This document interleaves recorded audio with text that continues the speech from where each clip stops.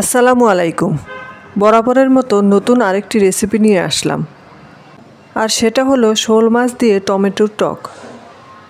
টমেটোর টক রান্না করার জন্য আমি এখানে টমেটো নিয়েছি 1 কেজি, আর এই টমেটোগুলো আমি রেগুলার কাট করে কেটে নিয়েছি। সেই সাথে নিয়েছি শোল মাছ। আমি এখানে 9 থেকে 10 পিস শোল মাছ নিয়েছি, আর মাছগুলোকে আমি কেটে ধুয়ে পরিষ্কার করে নিয়েছি। তো আর কথা না বাড়িয়ে চলে যাচ্ছি মূল রান্নায়। চুলায় কড়াই বসিয়ে দিচ্ছি। এবার এর মধ্যে দিব 2 টেবিল চামচ রান্নার রেগুলার তেল। টমেটোর টক রান্না করতে তেলের পরিমাণটা একটু কম লাগে। এবার এর মধ্যে দিব রসুন ছেঁচা। আমি এখানে 3টা দেশি রসুন ছেঁচে নিয়েছি। রসুনটাকে আমি কিছুক্ষণ ভেজে নেব। এই পর্যায়ে দিয়ে দিব 2 টেবিল চামচ পেঁয়াজের পেস্ট। এবার পেঁয়াজ রসুন একসাথে ভেজে নেব আবারও কিছুক্ষণ। ভাজা হয়ে আসলে দিচ্ছি স্বাদমতো লবণ, 1 চা চামচ লাল মরিচের গুঁড়া, 1/2 চা চামচ ধনে গুঁড়া, 1/2 চা চামচ হলুদের গুঁড়া। অল্প মশলায় টমেটোর টক রান্না করে খেয়ে দেখবেন, ভীষণ ভালো লাগে। অল্প একটু পানি দিয়ে মশলাটাকে কষিয়ে নেব।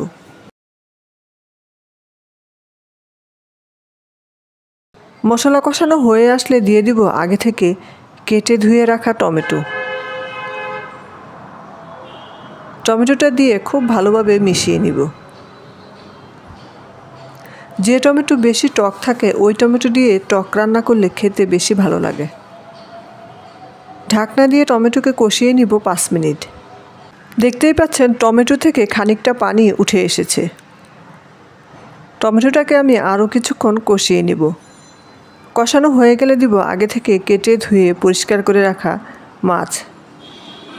এই টমেটোর টক শুধু যে শোল মাছ দিয়ে রান্না করা যায় এমনটা নয়, ট্যাংরা মাছ, পুঁটি মাছ বা অন্য যে কোনো মাছ দিয়ে আপনি এই রান্নাটা করতে পারবেন, খেতে দারুণ হয়। এবার ঢাকনা দিয়ে টমেটো এবং মাছ খুব ভালোভাবে কষিয়ে নিব। এই পর্যায়ে চুলার আঁচ রয়েছে মিডিয়ামে।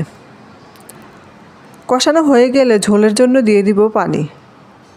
আমি পরিমাণ মতো পানি দিয়েছি, আপনারা চাইলে পানিটা বাড়িয়ে বা কমিয়েও দিতে পারবেন।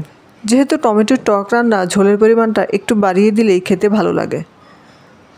চুলার আঁচ হাইতে রেখে ঢাকনা দিয়ে রান্না করব আবারও 5 মিনিট। ঝোলটা যখন টকবগিয়ে ফুটতে শুরু করবে এই পর্যায়ে দিয়ে দিব 6 থেকে 7টা কাঁচামরিচ ফালি। আরও কিছুক্ষণ জাল করে নিলেই তৈরি হয়ে যাবে ভীষণ মজার টমেটোর টক। এই পর্যায়ে রান্নাটা আমার হয়ে এসেছে। আশা করছি আমার আজকের এই রেসিপিটা আপনাদের কাছে ভালো লেগেছে। বাসায় একবার বানিয়ে দেখতে পারেন, কেমন লেগেছে কমেন্টে জানাবেন। আজকে তাহলে এখানেই শেষ করছি। আবারও ফিরে আসবো নতুন কোনো রেসিপি নিয়ে।